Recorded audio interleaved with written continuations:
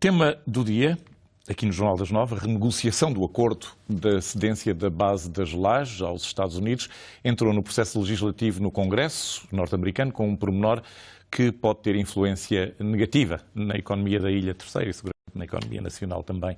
A proposta global de financiamento das Lajes da Câmara dos Representantes, que incluía um adiamento da redução da estrutura militar americana nas Lajes para depois de 2014, vai ser discutida e votada no Senado agora, mas sem incluir para já referências a esse adiamento da redução do contingente americano, o que significa que o lobby no Congresso que favorecia a redução da despesa militar com as Lajes parece ter prevalecido sobre os congressistas luso-descendentes que defendiam necessariamente o adiamento destas intenções. Dr. Duarte de Freitas é a pessoa ideal para nos pôr ao ponto das negociações neste momento.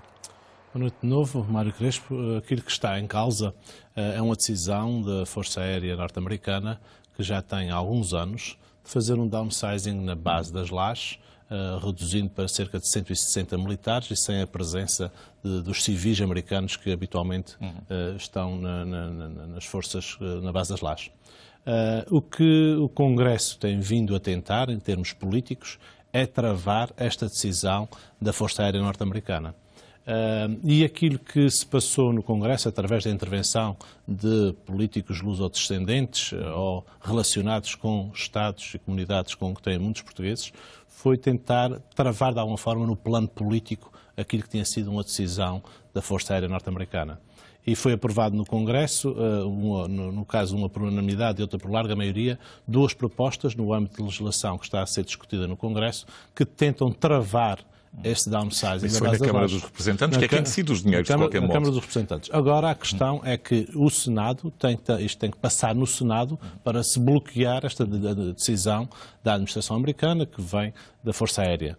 E neste momento o que temos que tentar é até à última instância, no plano político, ver se conseguimos que estes grãos na engrenagem que se tentou colocar no processo decisório de fazer o downsizing da base das Lajes possam ter consequências e se faça o adiamento desta decisão. Tinha-se conseguido, em princípio, a estratégia era conseguir um ano de adiamento. Sim, porque é o orçamento que estava em discussão, são os documentos orçamentais que estão em questão e também se ligava a isso à necessidade de fazer uma análise, um estudo que está a ser feito pela administração americana sobre toda a presença das tropas e dos militares norte-americanos na Europa. É isso que se está tentando. Agora, a verdade é que é muito difícil, é uma decisão que, como disse, já tem alguns anos, é uma decisão da Força Aérea, que a administração americana também naturalmente tomou e que ultrapassa claramente aquilo que são as vontades portuguesas ou açorianas, no caso. Gostaria também de sublinhar que no caso dos Açores, os dois maiores partidos, eu a liderar o PS de Açores e o Dr. Vasco Cordeiro, PS Açores e também Presidente do Governo Regional, estamos perfeitamente em sintonia sobre esta matéria. Aliás, temos várias divergências, mas isto é uma matéria até que eu já elogiei a postura do Presidente do Governo Regional dos Açores e quando desenvolvemos alguns esforços neste sentido, discutimos-los antes e falamos também depois, mas não só nos Açores há um grande consenso sobre esta matéria, como também a nível nacional. Os deputados ao Parlamento Nacional, deputados açorianos, enviaram um requerimento ao Governo pedindo esclarecimentos sobre o que é que estava a ser feito, sobre, nomeadamente, isto é gente manifestamente importante, Dr. Mota Amaral, Joaquim Ponte, Lídia Bulcão, questionam num requerimento que diligências tem o Governo da República feito diretamente em diálogo pessoal com os seus homólogos americanos? O que é que tem sido feito? Bom, desde já aquilo que eu pude testemunhar e que já tinha informação, mas quando estive nos Estados Unidos tem sido feito um trabalho magnífico com o nosso embaixador Nuno Brito em Washington e com grande proximidade a estes políticos de ascendência açoriana. Mas eu gostaria de sublinhar que neste ponto a questão está mais no plano político dos Estados Unidos do que a nível nacional. Porque a nível nacional há uma grande sintonia entre os vários partidos, entre o Governo Regional e o Governo da República. E, naturalmente, se pode sempre fazer mais, pode-se fazer melhor, mas há uma sintonia genérica em relação a esta matéria. Mas, de facto, para tentarmos ainda fazer alguma coisa que possa condicionar esta decisão, que já vem de alguns anos atrás, é no plano do Congresso e do Senado dos Estados Unidos. E é aí que temos que atuar. Está a dizer que é um problema interno onde nós temos muito pouca influência? Nós temos alguma influência, mas a verdade é que a decisão de fazer o downsizing da base das Lajes é dos norte-americanos. Aquilo que nós podemos fazer, e temos que fazer politicamente, e apelando também às forças que temos nos Estados Unidos, é sensibilizar também os norte-americanos, porque a verdade é que a base das Lajes é a única base que os americanos têm no meio do Atlântico. E houve momentos na história que foi a única base que manteve as portas abertas aos americanos, nomeadamente para a projeção de forças para o Médio Oriente. A logística militar era completamente diferente. Era diferente, mas continua a ser necessária, pelo menos como medida, como espaço de segurança. Quantifique-me a importância económica que as Lajes têm para os Açores. Olha, para a terceira, começando, e depois... Posso dizer que as estimativas que existem é que a base das Lajes poderá representar à volta de 100 milhões de euros por ano na economia da terceira dos Açores. Isto representa 10% do orçamento regional. É preciso que as pessoas tenham a noção da ordem de grandezas. Em termos de população empregada, são mais de 700 pessoas que estão lá empregadas. Estima-se que possam ser reduzidas para menos de 500 ou à volta de 500. Isto é um impacto grande. Mas não é só o impacto em termos do emprego, é o impacto também em termos da massa monetária que circula na Ilha Terceira e nos Açores, por via da presença de um contingente americano muito forte, que temos mais de 700 militares lá, além de outros tantos ou mais civis, que naturalmente pagam os alojamentos, refeições, fazem aquisições de bens na Ilha Terceira e que criam ali, claramente na Terceira, uma economia que se sustenta bastante naquilo que é a presença dos norte-americanos na base das Lajes. Dr. Duarte Freitas, eu vou ser melindrosamente direto. Nós temos um Ministro dos Negócios Estrangeiros que não é propriamente, e a afirmação fica comigo, não peço que faça, não exijo que faça réplicas dela de todo, mas que não é propriamente uma figura popular nos Estados Unidos. E há variedíssimos incidentes que substanciam esta minha afirmação. Isto tem dificultado as negociações? O facto do Dr. Rui Machete ter as dificuldades de relacionamento com o sistema norte-americano. Como lhe disse, a decisão da Força Aérea Norte-Americana já tem alguns anos e veio sendo Sim, mas chegou agora à fase da decisão. Chegou à fase da decisão que já não está tanto no âmbito da administração, está mais no âmbito do Congresso e do Senado dos Estados Unidos. E aí tem sido, através do nosso embaixador, mas também através do governo açoriano, das forças políticas dos Açores e do continente e do Governo da República, tem sido feito um trabalho de sensibilização destes políticos para, naquele que é o espaço onde se pode atuar agora, que é o espaço do Congresso e do Senado, tentar fazer com que esta arena em engrenagem possa ter consequências e, pelo menos, travar ou adiar este downsizing, que de alguma forma já começou, porque as comissões que eram de 2 anos dos americanos que iam para a base das Lajes passaram para 1 ano, agora desde este verão, e os militares muitas vezes agora já não trazem famílias. E, portanto, isto efetivamente já começou. Mas há outras consequências de nível nacional. O financiamento, por exemplo, da Fundação Luso-Americana. Não, isso não é por aí. Isso, a Fundação Luso-Americana tem o seu capital. Mas como se sabe, foi um dos resultados da negociação do processo Peace Atlantis, não é? Em que substancia base e contrapartidas. A Fundação Luso-Americana deve-se também, é uma consequência desta presença dos norte-americanos na base das Lajes e foi financiada, é a única consequência. Foi financiada naturalmente também nesta lógica. A crítica do embaixador, que denunciou isto em 1992, dificuldades no relacionamento com a administração da Fundação Luso-Americana dirigida pelo Dr. Rui Machete na altura, levantou uma questão. A Fundação estava a gastar ou a consumir cerca de 40% a 50% dos proventos que tinha em custos de administração e reestruturação constante. Quando nos Estados Unidos o benchmark para isso são 2%. Pois, essa é verdade e também é verdade que neste momento se está... Acho que os custos na administração da doutora Maria Lourdes Rodrigues, professora Maria Lourdes Rodrigues, já estão mais equilibrados e consentâneos mas eu acho que ainda é importante que se diminua mais, por um lado, esses custos, e penso que esse processo está em curso, e por outro lado é também fundamental que a FLAD tenha outra presença, nomeadamente no espaço que é a sua razão de existência, claro, que é os Açores. E nesse aspecto, até prevendo se este processo chegar ao fim, como infelizmente tem fortes probabilidades de chegar, se não se conseguir travar no plano político, como disse de Washington, a FLAD também poderá ter aqui um papel importante no encontrar de soluções para o futuro daquele espaço e daquelas infraestruturas que ali estão. E, naturalmente, o Governo Regional, o Governo da República terão que ser aqui parceiros na tentativa de encontrar soluções para isso. Mas eu gostaria que esse encontro de soluções, pelo menos para já temos que ir pensando nelas, mas em termos públicos ficasse para o day after da decisão final do Senado.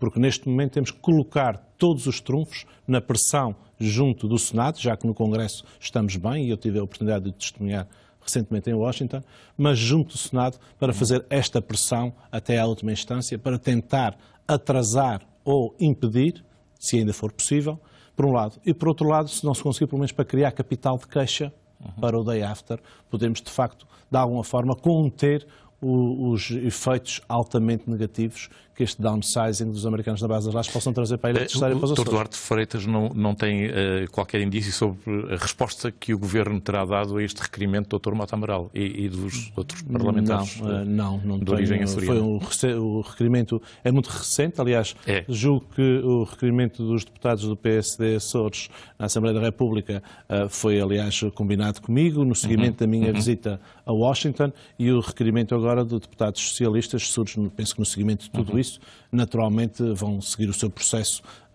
de resposta. É importante, e já foi feita uma crítica nos Açores pela Comissão de Trabalhadores da Base das Lajes, que pediam audiência ao Ministro dos Negócios Estrangeiros e que já tarda a ser concedida essa audiência. É fundamental que o Ministro dos Negócios Estrangeiros, o mais rapidamente possível, receba a Comissão de Trabalhadores, porque estão altamente preocupados com esta matéria, e é preciso que, de facto, este diálogo se efetue também nos timings necessários. Nos seus tempos, uma das críticas que foram feitas, isto era em 1992, e eu trabalhei nessa história, na altura estava na RTP e fiz essa reportagem para a RTP, uma das críticas do Departamento de Estado norte-americano era o excesso de contratação de empresas americanas para serviços prestados supostamente à Fundação e outras coisas complexas. Mas neste momento justificava-se plenamente contratar uma boa empresa de lobbying, como já foi feito.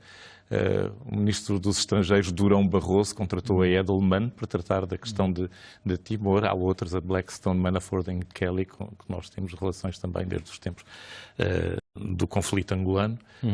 Isso já foi proposto? Eu penso que isso Estão fundos que seriam bem aplicados por parte da Fundação? Eu penso que isso é um caminho que podemos e espero que possamos trilhar a partir do momento... É investimento seguro e resulta. E a partir do momento em que se conseguirmos fazer passar isto no Senado, temos claramente aqui um bloqueio, de alguma forma, político num processo decisório da Força Aérea, e certamente a partir daí poderemos ter que incrementar esse tipo de trabalho de lobby e de sensibilização, junto, neste caso já não das autoridades políticas, que essas no Congresso estão sensibilizadas e se confirmarem esta sensibilização no Senado, mas também depois junto daquilo que é a administração americana e da Força Aérea americana. Antes de terminarmos, vou-lhe pedir a sua visão da política nacional, vista das suas lindíssimas ilhas. Bom, devo dizer-lhe que nos Açores, como em Portugal, as medidas de austeridade têm causado grande pesar, grande esforço a todos os portugueses. Isto não é fácil, hoje em dia, encarar... A vossa taxa de desemprego, aliás, a nossa taxa de desemprego regional é muito elevada também. Hoje, os dados que temos de hoje, enquanto a taxa de desemprego a nível nacional desceu para os 5,7, nos Açores subiu para os 17,7. E, portanto, nós temos nos Açores, neste momento, mais de 20 mil desempregados, numa população ativa de cerca de 118 mil. Depois também temos muitos rendimentos sociais de inserção. Estamos a atravessar uma crise muito difícil, que naturalmente tem por consequência a crise internacional e nacional, também tem causas nos Açores, mas aquilo que eu gostaria de sublinhar, pelo menos tem sido essa a minha postura, é que nos Açores, embora o PSD Açores não tenha qualquer responsabilidade nas dificuldades e na crise que existe nos Açores, o PSD Açores e eu tenho tentado apresentar soluções, dialogar com o Governo, contribuir para arranjar maneiras de atenuar estas dificuldades. Aquilo que me custa a ver é que, a nível nacional, onde o Partido Socialista é o principal responsável pela situação em que nós estamos, seja o próprio Partido Socialista a fugir das soluções, a ir contra as soluções e sem tentar arranjar um espaço de diálogo. E nesse aspecto, há um entendimento claro com o PS açoriano? Há um entendimento claro entre o PSD e os Açores, naquilo que são matérias estruturais, institucionais, no caso da base das lajes, já o referi, no caso do combate ao desemprego, o PSD Açores absteve-se no último plano de orçamento da região. e, repito, sem ter qualquer responsabilidade na crise que os Açores atravessam. Mas entendemos que, responsavelmente, devemos ter uma atitude positiva na busca de soluções e dando o nosso contributo também para essa busca de soluções. Aquilo que, enquanto político, me custa a ver, enquanto português, é que, tendo eu esta percepção, sem ter qualquer responsabilidade na crise, mas tentando arranjar soluções nos Açores, quem teve a principal responsabilidade na crise a nível nacional, o Partido Socialista, é o principal a fugir das soluções. Parece que tem receio dessas soluções. E, nesse aspecto, acho que este trabalho que estamos tentando fazer nos Açores poderia ser um exemplo, espero que possa, de alguma forma, o Partido Socialista, a nível nacional, pôr a mão na consciência e perceber que o que está em causa não são as eleições, são as soluções que são necessárias para os portugueses, para ultrapassar esta fase final, para onde o Partido Socialista muito contribuiu que tivéssemos no meio desta enorme crise. A região tradicionalmente foi flagelada pela imigração, que levou assim os seus melhores e mais ativos valores. Atualmente, qual é a situação? Neste momento, o surto de imigração já foi mais na década de 60, início da década de 70. E neste momento com a crise? Neste momento, com a crise, começa-se a notar de novo um novo fluxo imigratório. Isso é preocupante, porque este novo fluxo imigratório são de jovens qualificados, essencialmente. Mas, como deve perceber, com taxas de desemprego a este nível, com a economia débil e pequena, é difícil, se já é difícil a nível nacional, encetar a recuperação depois de uma crise, imagine nos Açores, onde temos uma economia mais pequena. Aquilo que, neste momento, nos Açores ainda consegue atenuar isto um pouco, é algo que é preciso que os portugueses também percebam. Nos Açores temos um PIB de 3,7 mil milhões de euros. E devo dizer que 55% a 60% desse PIB é dinheiro público. Este dinheiro público tem que funcionar como rede de segurança.